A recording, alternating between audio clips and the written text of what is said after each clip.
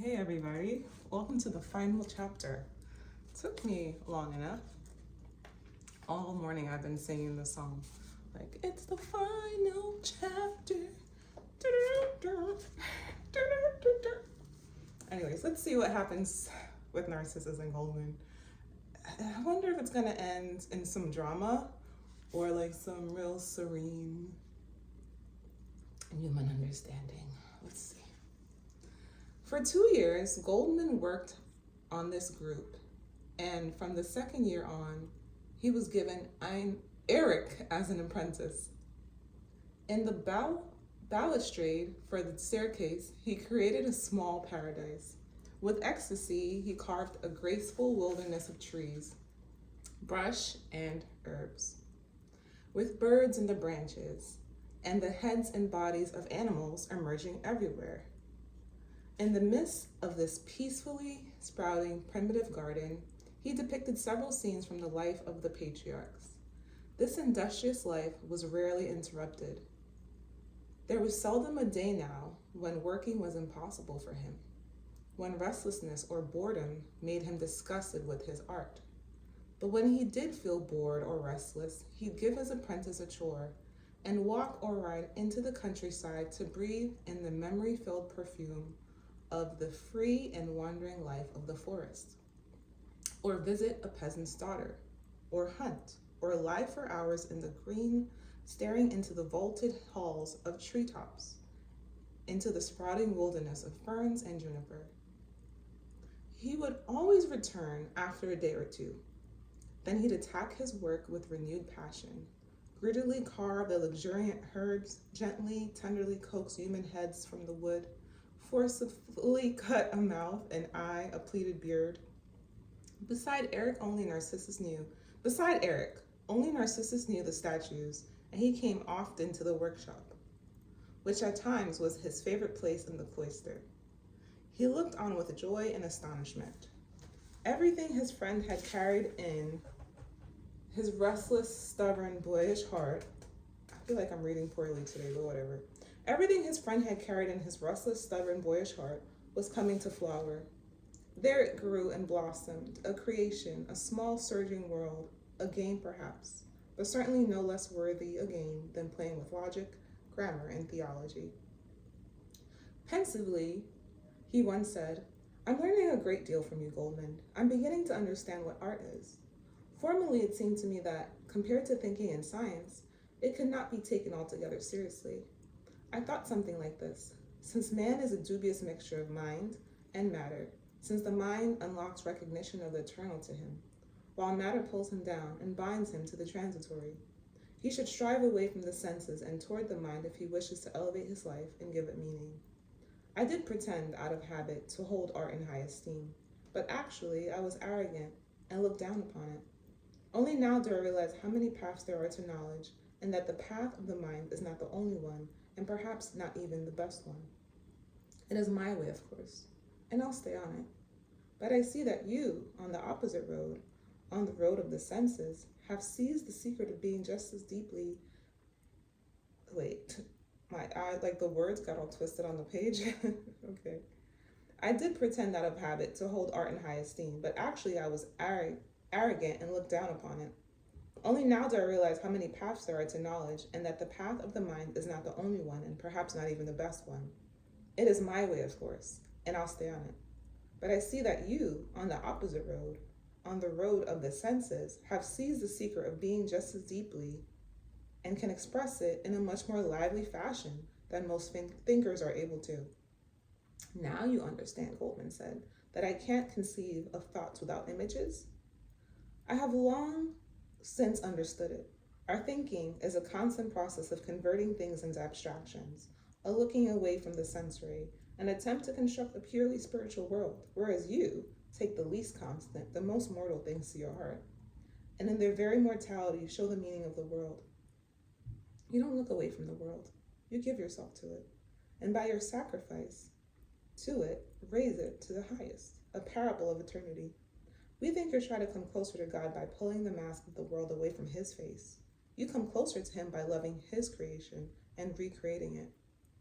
But both are human endeavors and necessarily imperfect. but art is more innocent. I don't know, Narcissus, but in overcoming life and resisting despair, you thinkers and theologians seem to succeed better. I have long since stopped envying you for your learning, dear, but I do envy your calm, your detachment, your peace. You should not envy me, Goldmund. There is no peace of the sort you imagine. Oh, there is peace, of course, but not anything that lives within us constantly and never leaves us. There is only the peace that must be won again and again, each new day of our lives. That's a good one, right? That's when people say, like, take it day by day. You don't see me fight. You don't know of my struggles as abbot, my struggles in the prayer cell. A good thing you don't. You only see that I'm less subject to moods than you, and you take that for peace, but my life is a struggle.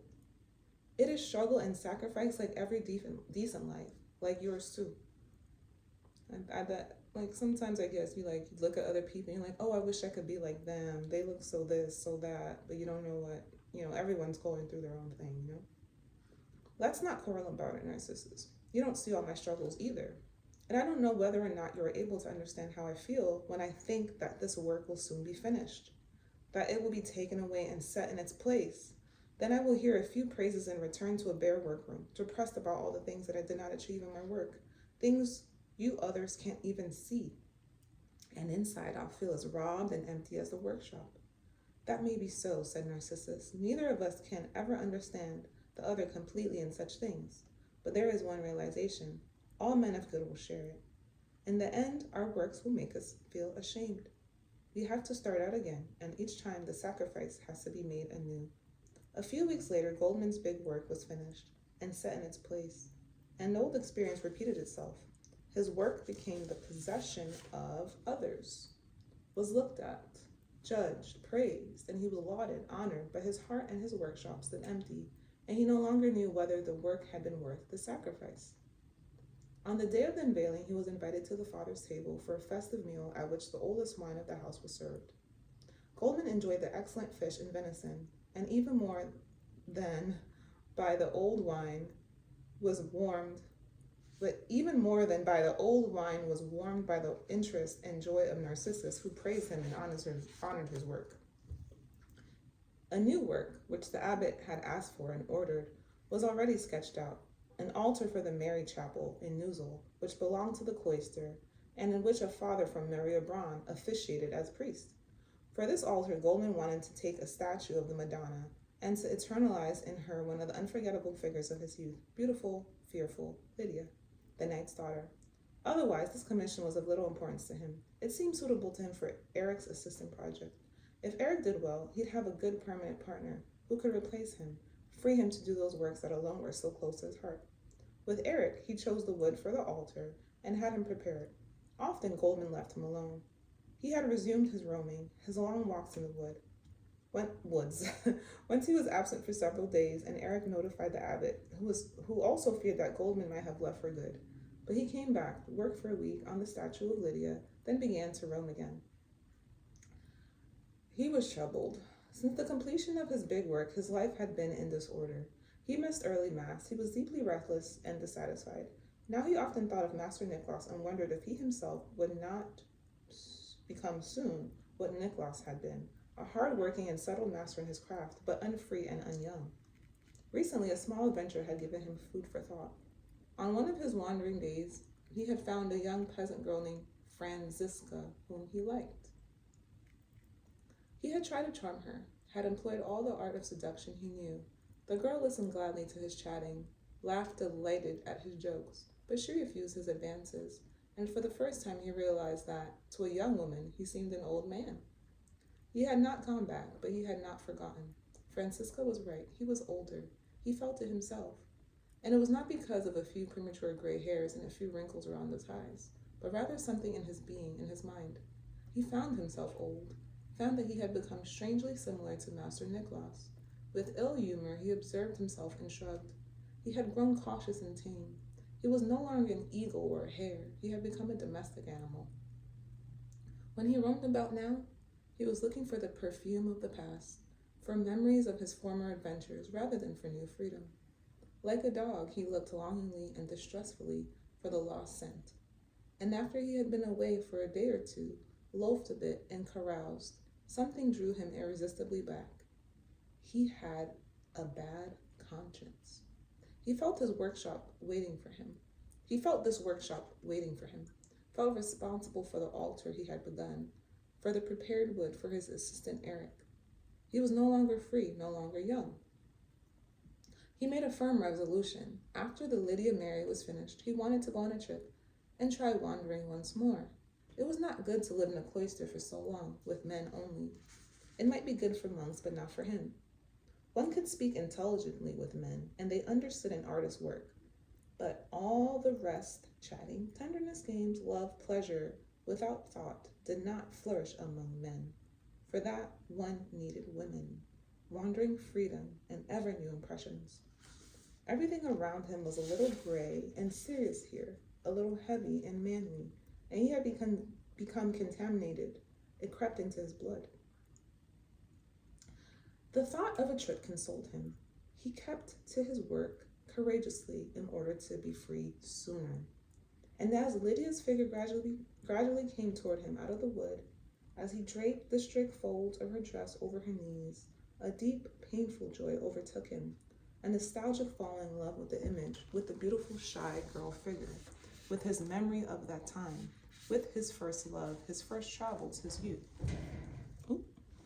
Reverently, he worked at the delicate image, felt it one with the best within him, with his youth, with his most tender memories. It was a joy to form her inclined neck, her friendly, sad mouth, her elegant hands, the long fingers, the beautifully arched cups of her fingernails.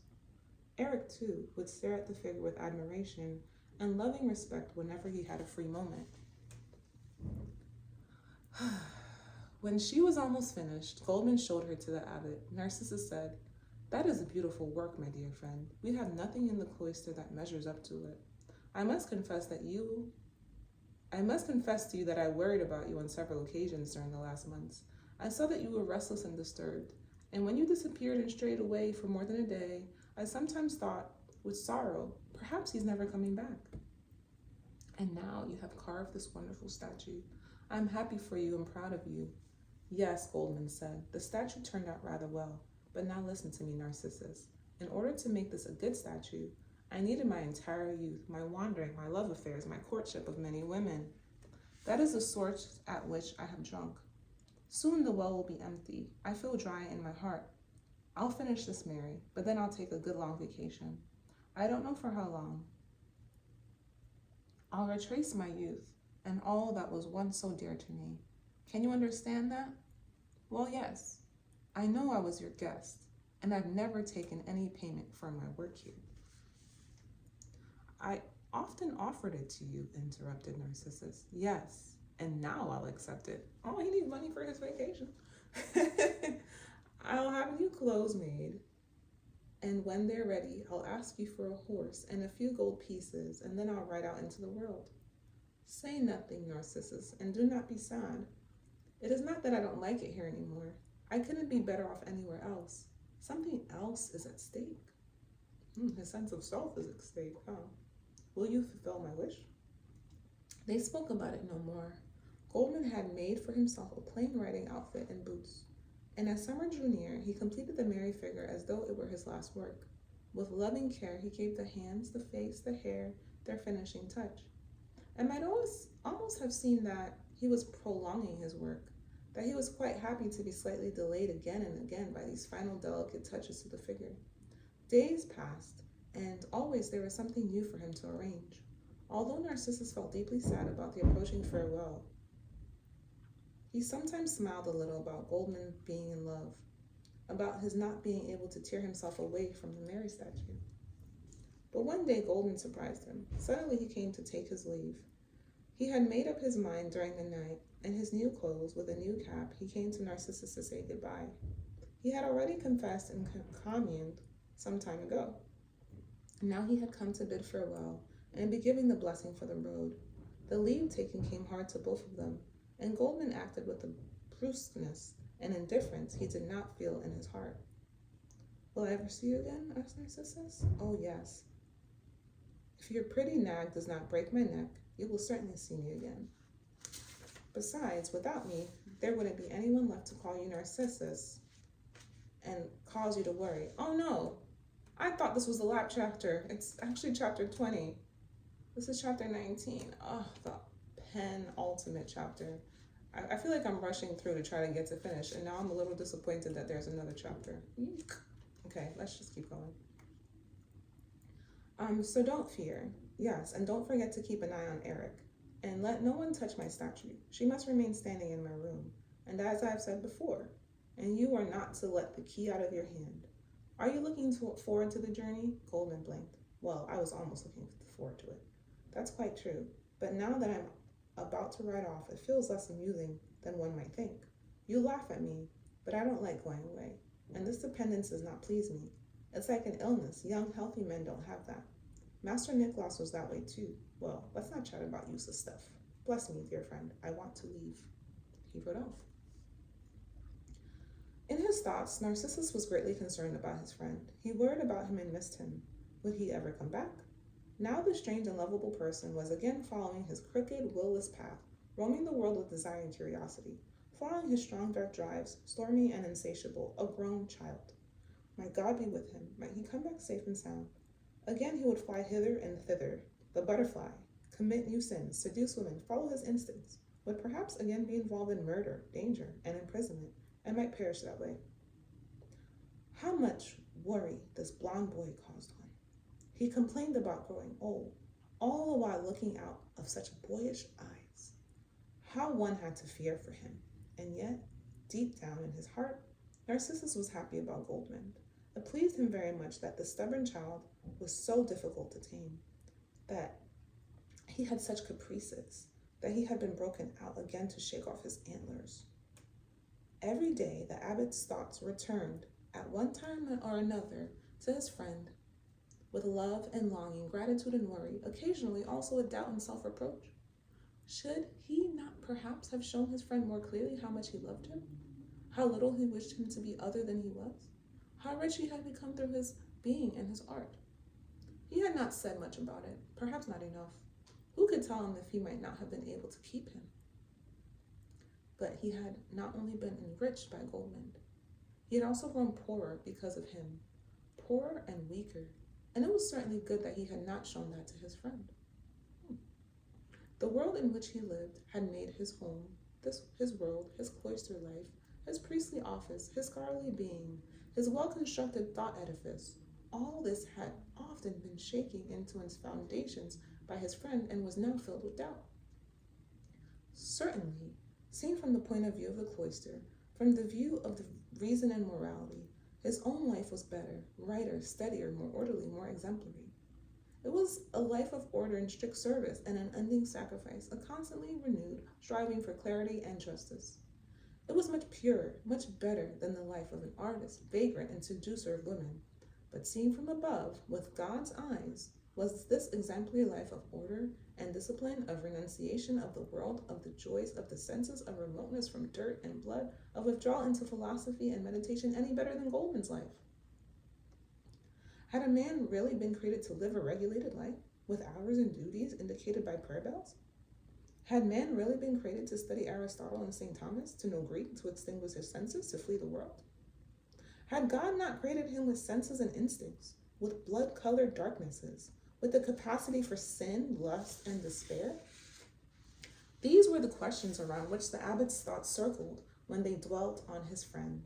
Yes, and it was not perhaps more childlike and human to lead Goldmund's life, more courageous, more noble perhaps in the end, to abandon oneself to the cruel steam of reality, to chaos, to commit sins and accept their bitter consequences, rather than live a clean life with washed hands outside the world, laying out a lonely, harmonious thought garden, strolling sinlessly among one's sheltered flower beds.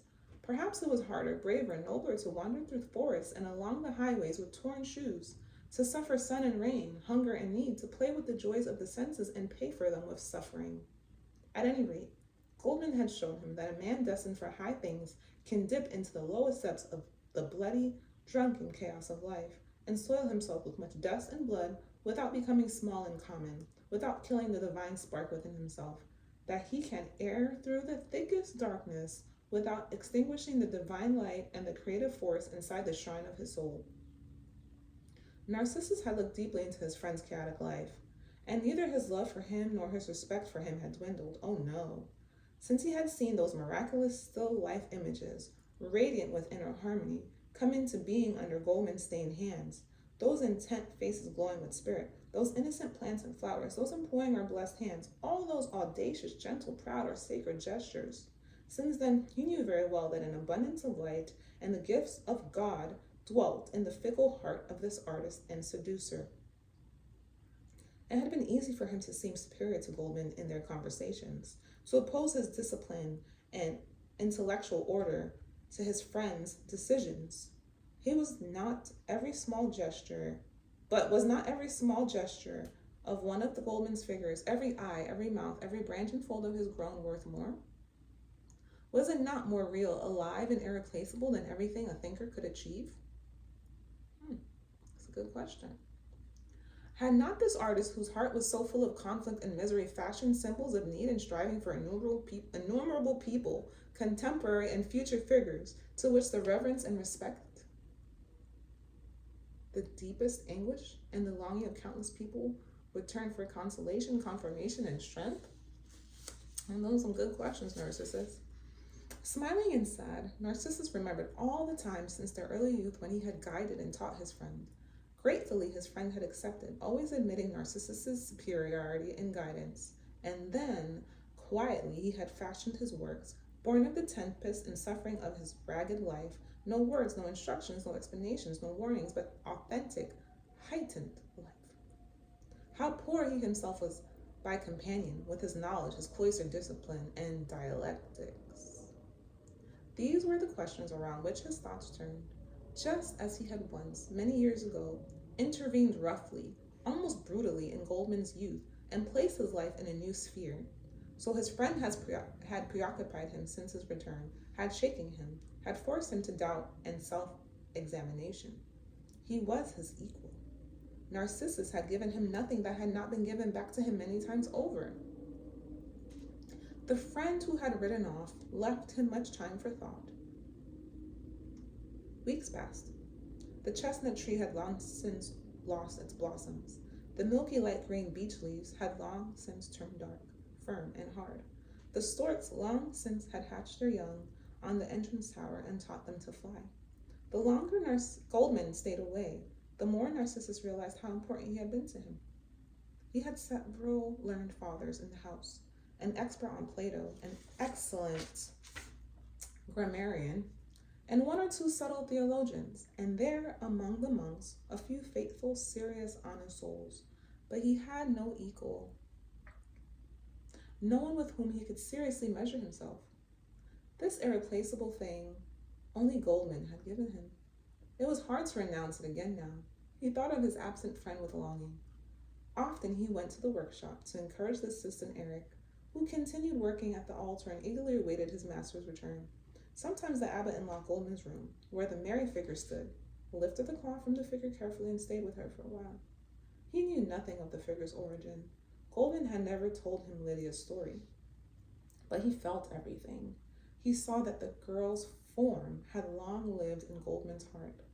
Perhaps he had seduced her, perhaps betrayed her and left her. I can't remember what happened with Lydia. That was the first woman he met in the woods, right? But truer than the most faithful husband, he had taken her along in his soul, preserving her image until finally, perhaps after many years in which he had never seen her again, he had fashioned this beautiful, touching statue of a girl and captured in her face, her bearing, her hands, all the tenderness, admiration, and longing of their love.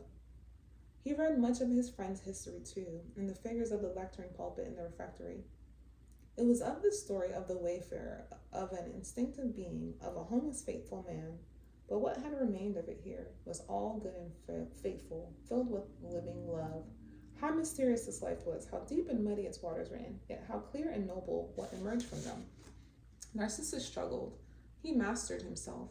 He did not betray his calling. He deviated in no way from his strict service, but he suffered from the sense of loss and from the recognition of how much of his heart, which was to belong only to God and to his office, was attached to his friend. I think we're going to push through We gotta finish this doggone book. Okay, chapter 20. Take a little break. Okay. Goldmund misses his friend. Good stuff. I wonder if this is gonna. No, Narcissus misses Goldmund. We're gonna see if we can find out what Goldmund is doing in the woods. Okay. Excuse me. The summer passed. Poppies and cornflowers, cockles, and storewort wilted and vanished. The frogs grew silent in the pond, and the storks flew high and prepared for departure. That's when Goldmund returned. He arrived one afternoon during a light rain, and he did not go into the cloister from the portal. He went immediately to his workshop. He had come on foot without a horse. The horse. Eric felt a shock when he saw him come in. Although he recognized him at first glance, and his heart went out to greet him, the man who had come back seemed completely different. A false Goldmund. Many years older, with half-spent, dusty, gray face, sunken cheeks, and sick, suffering eyes. Although there was no pain in them, but a smile rather, a kind-hearted, old, patient smile. He walked painfully. He dragged himself, and he seemed to be ill and very tired. I wonder if Goldmund's gonna die, because that last adventure was a little too much. This changed. Hardly recognizable Goldmund peered strangely at his assistant. He made no fuss about his return. He acted as though he had merely come in from another room, as though he had never left even for a minute. He shook hands and said nothing, no greeting, no question, no story. He merely said, "I'm asleep." He seemed to be terribly tired. He sent Eric away and went to his room next to the workshop. There he pulled off his cap and let it drop, took off his shoes, and walked over to the bed. Farther back in the room, he saw his Madonna standing under a cloth. He nodded, but did not go up under to take off the cloth and greet her. Instead, he crept to the little window, saw Eric waiting uneasily outside, and called down to him, "Eric, you needn't tell anybody that I'm back. I'm very tired. It can wait until tomorrow." Then he lay down on the bed in his clothes. After a while, since he could not fall asleep, he got up and walked heavily to the wall to look into a small mirror that hung there. Attentively, he looked at the Goldmund who stared back at him out of the mirror, a weary Goldmund, a man who had grown tired and old and wilted, with much gray in his beard. It was an old, somewhat unkempt man who looked back at him from the little mirror's dull surface, but strangely unfamiliar. It did not seem to be properly present. It did not seem to be of much concern to him. It reminded him of other faces he had known, a little of Master Nicholas, a little of the old knight who had once had a page's outfit made for him, and also of little St. Jacob in the church, of an old bearded St. Jacob who looked so ancient and gray under his pilgrim's hat and yet still joyous and good. Carefully he read the mirror's face, as though he were interested in finding out about this stranger. He nodded to him and knew him again. Yes, it was he. It corresponded to the feeling he had about himself. An extremely tired old man, who had grown slightly numb, who had returned from a journey, an ordinary man in whom one could not take much pride. And yet, he had nothing against him. He still liked him. There was something in his face that the earlier pretty Goldmund had not had. In all the fatigue and disintegration, there was a trace of contentment, or at least of detachment. He laughed softly to himself and saw the mirror image join him, a fine fellow he had brought home from his trip. Pretty much torn and burned out, he was returning from his little excursion. He had not only sacrificed his horse, his satchel, and his gold pieces, other things too. He had gotten lost or deserted him. Youth, health, self-confidence, the color in his cheeks, the force in his eyes. Yet he liked the image. The weak old fellow in the mirror was dearer to him than the Goldmund he had been for so long. I guess I'm just ready to finish this book. He was older, weaker, more pitiable. But he was more harmless. He was more content. It was easier to get along with him. He laughed and pulled down one of the eyelids that had become wrinkled. Then he went back to bed, and this time fell asleep. The next day he sat hunched over the table in his room and tried to draw a little. Narcissus came to visit him. He stood in the doorway and said, "I've been told that you're back. Thank God. I'm very glad. Since you did not come to see me, I've come to you. Am I disturbing you in your work?" He came closer. Goldmund looked upon his paper and held out his hand. Although Eric had prepared him, the sight of his friend shocked Narcissus to the heart. Goldmund gave him a friendly smile. Yes, I'm back. Welcome. Narcissus, we haven't seen each other for a while. Forgive me for not coming to you. Narcissus looked into his eyes. He too saw not only exhaustion, the pitiable wilting of the face, he saw other things besides, strangely pleasing signs of acceptance, of detachment even, of surrender, and old man's good humor. Experienced in reading faces, Narcissus also saw that this changed, different Goldmund was not altogether there anymore. That either his soul was far withdrawn from reality and wandering dream roads, or already standing at the gates that lead to the beyond. Are you ill? He asked cautiously. Yes, I am also ill. I felt ill at the very start of my journey, during the first few days. But you'll understand that I didn't want to come home again right away. You'd all had a good laugh if I had come back so quickly and taken off my traveling boots. No, I didn't feel like it. I went on to Rome about it. I felt ashamed because my journey was not working out. I had promised myself too much. Yeah, he had this wild life, and I guess he expected just to have another wild adventure. Yes, I felt ashamed. Surely you understand that. You're an intelligent man. Forgive me. Was that what you asked? It's like a curse. I keep forgetting what we're talking about, but that thing with my mother, you did that well. It hurt a lot, but... His murmuring ended in a smile. We'll make you well again, Goldmund. We'll take care of you. If only you had turned right around when you began feeling sick. You really don't have to feel ashamed in front of us. You should have come right back. Goldmund laughs. Yes, now I remember. I didn't dare come back. It would have been shameful. But now I've come. Now I feel well again. Have you had great pain? Pain, yes. I've had pains enough. But you see, pains are not so bad. They brought me to reason. Now I no longer feel ashamed, not even in front of you. The day you came to see me in prison to save my life, I had to clench my teeth very hard because I felt ashamed in front of you. But that is completely over now. Narcissus put his hand on Goldmund's arm, and immediately Goldmund stopped speaking and closed his eyes with a smile. He felt peacefully asleep. Disturbed, the abbot ran to fetch the house physician, Father Anton, to look after the sick man. When they came back, Goldmund was still sitting fast asleep at his drawing table. They put him to bed, and the physician stayed to examine him. He found him hopelessly ill. He was carried into one of the sick rooms where Eric kept a constant watch. The whole story of his last journey was never known. He told a few details. Others could be guessed. He lay listlessly. Sometimes he had a fever and was delirious. Sometimes he was lucid. And then Narcissus was sent for each time. These last conversations with Goldmund became extremely important to him. Okay, so Goldmund's gonna die. Narcissus sat down for a few fragments of Goldmund's reports and confessions. Others were told by Eric. When did the pain start?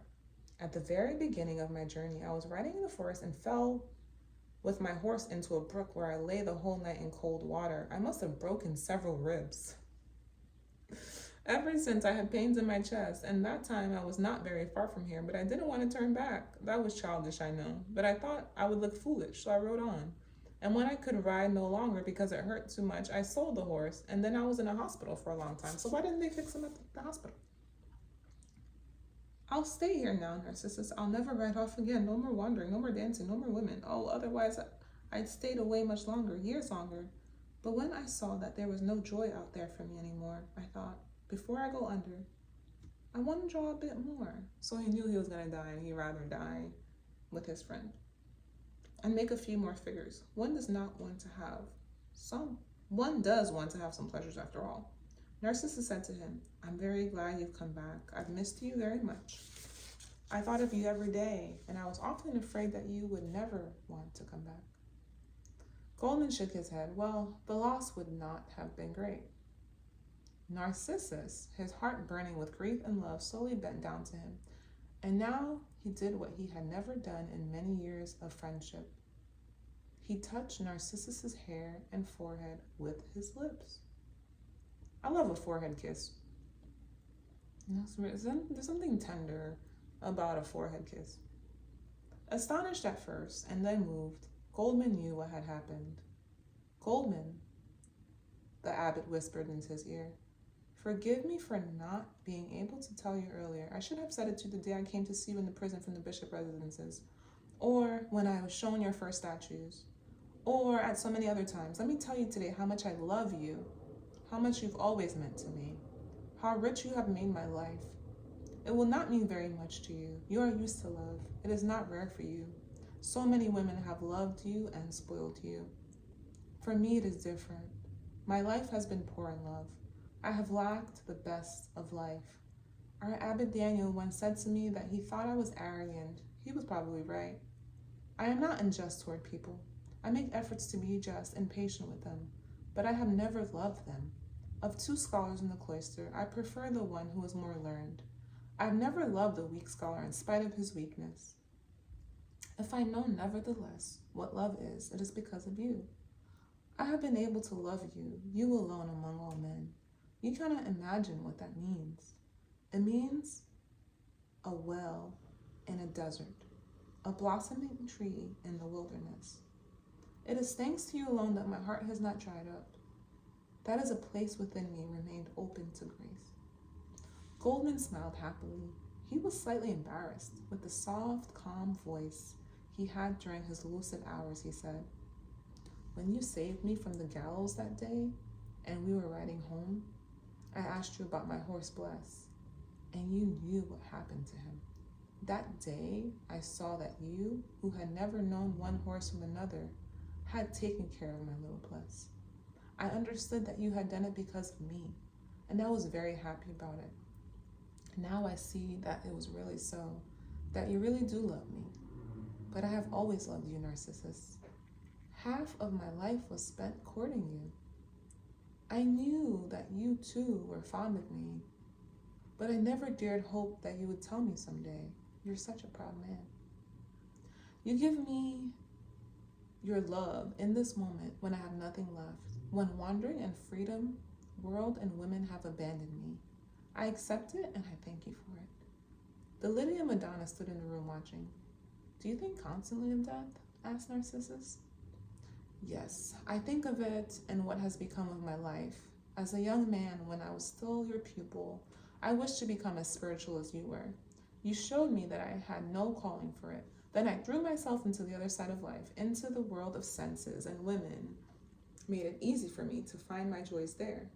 They were so greedy and willing, but I don't wish to speak disdainfully of them, or the joys of the senses. I have often been extremely happy, and I was also fortunate enough in my experiences to learn that sensuality can be given a soul. Of it, art is born. But now both flames have died out in me. I no longer have the animal happiness of ecstasy, and I wouldn't want it now, even if women were still running after me. And to create works of art is no longer my wish either. I made enough statues. The number does not matter. Therefore, it is time for me to die. I am ready, and I am curious about it. Why curious? Asked Narcissus. Well, it may be a bit stupid of me, but I'm really curious about it. Not of the beyond, Narcissus. I think about that very little, and if I may say so openly, I no longer believe in it. There is no beyond. The dried up tree is dead forever, the frozen birds do not come back to life, nor does a man after he has died. One may continue to think of him for a while after he's gone, but that doesn't last long either. No, I am curious about dying only because it is still my belief or my dream that I am on the road toward my mother. I hope death will be a great happiness, a happiness as great as that of love, fulfilled love. I cannot give up the thought that instead of death with this sit, it may be my mother who will come to take me back to her, who will lead me back to non-being and innocence. During one of his last visits, after Goldmund had not said anything for several days, Narcissus again found him awake and talkative. Father Anton thinks you must often be in great pain. How do you bear it so calmly, Goldmund? It seems to me you have found peace now. Do you mean peace with God? No. That peace I have not found. I don't want peace with him. He has made the world badly. We don't need to praise it, and he'll care little whether I praise him or not. He has made the world badly. But I have made peace with the pain in my chest, yes. In former days, I was not good at bearing pain, and Although I sometimes thought dying would come easily to me, I was wrong. When death was so near me, that night in Count Heinrich's prison, I saw that I could simply not face it. I was still much too strong and too wild to die. They would have had to break each one of my bones twice, but now it's different. Speaking tired him. His voice grew weaker. Narcissus asked him to spare himself. No, he said, I want to tell you. Before this, I would have been ashamed to tell you. It'll make you laugh. When I mounted my horse that day and rode away, I was not just riding off into the blue. I had heard a rumor that Count Heinrich had returned to this region and that his mistress Agnes was with him. Well, all right, that does not seem important to you. And today it does not seem important to me either. But at the time, news burned itself into me, and I thought of nothing but Agnes. She was the most beautiful woman I'd ever known and loved. I wanted to see her again. I wanted to be happy with her again. I rode off, and after a week I found her. And there, during that hour, the change in me took place. As I said, I found her. She had not grown less beautiful. I found her, and found as well the opportunity to show myself to her and speak to her. And just think, Narcissus, she no longer wanted to have anything to do with me. I was too old for her. I was no longer pretty enough, amusing enough. She no longer wanted anything from me. And that actually was the end of my journey. But I rode on. I didn't want to come back to you disappointed and ridiculous. And as I rode along, force and youth and intelligence had already completely abandoned me. Because I stumbled into a gully with my horse and fell into a stream and broke several ribs and lay there helpless in the water. You ever drive or something when you're angry and then you just make poor decisions? Like when I'm upset, driving is not like, so I could see how him being distracted and then trying to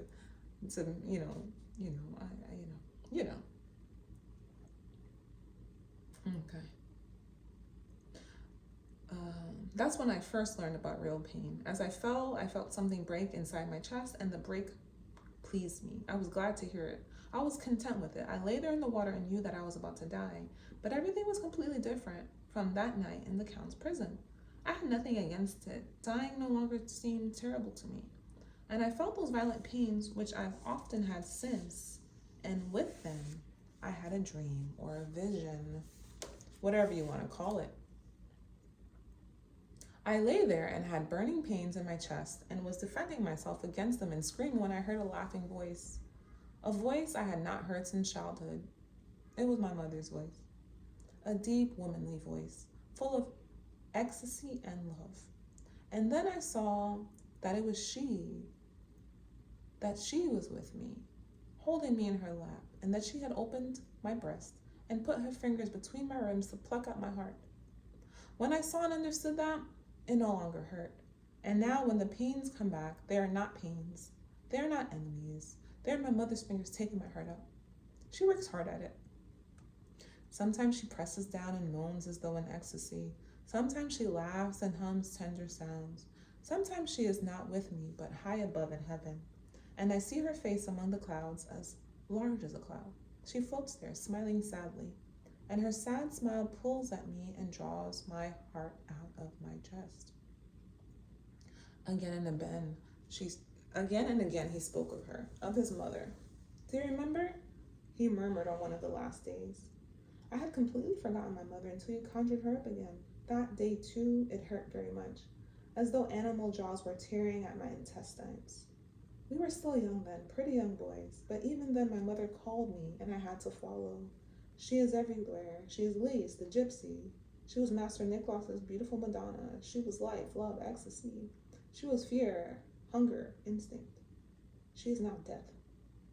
She has her fingers in my chest. Don't speak so much, my dear friend, said Narcissus. Wait until tomorrow. With his new smile, Goldmund looked into Narcissus's eyes with the smile he had brought back from his journey. The smile that looked at times so old and fragile, a little senile perhaps, and then again like pure kindness and wisdom. My dear friend, he whispered, I cannot wait until tomorrow. I must say farewell to you now. And as we part, I must tell you everything. Listen to me another moment. I want to tell you about my mother and how she keeps her fingers clasped around my heart. For many years, it has been my most cherished, my secret dream to make a statue of the mother. She was to me the most sacred of all in my images. I have carried her always inside me, a figure of love and mystery. Only a short while ago, it would have been unbearable to me to think of that. I lost my place. It would have been unbearable to me to think that I might die without having carved her statue. My life would have seemed useless to me. And now, see how strangely things have turned out? It is not my hands that shape and form her. It is her hands that shape and form me. She is closing her fingers around my heart. She is loosening it. She is emptying me. She is seducing me into dying, and with me dies my dream. The beautiful statue, the image of the great Mother Eve. I can still see it. And if I had force in my hands, I could carve it. But she doesn't want that. She doesn't want me to make her secret visible. She rather wants me to die. I'm glad to die. She's making it easy for me. Deeply shaken, Narcissus listened to his words. He had to bend close to his friend's lips to be able to understand what they were saying. Some words he heard only indistinctly, others he heard clearly, but their meaning escaped him. And now the sick man opened his eyes again and looked for a long while into his friend's face. He said farewell with his eyes, and with a sudden movement, as though he were trying to shake head, he whispered, "But how will you die when your time comes, Narcissus, since you have no mother? Without a mother, one cannot love. Without a mother, one cannot die." What he murmured after that could not be understood. Those last 2 days, Narcissus sat by his bed, day and night, watching his life ebb away. Goldmund's last words burned like fire in his heart. The end. What did you guys think of this book? I felt like I was reading real literature, and I think it might take a few days for me to kind of process my thoughts about the book.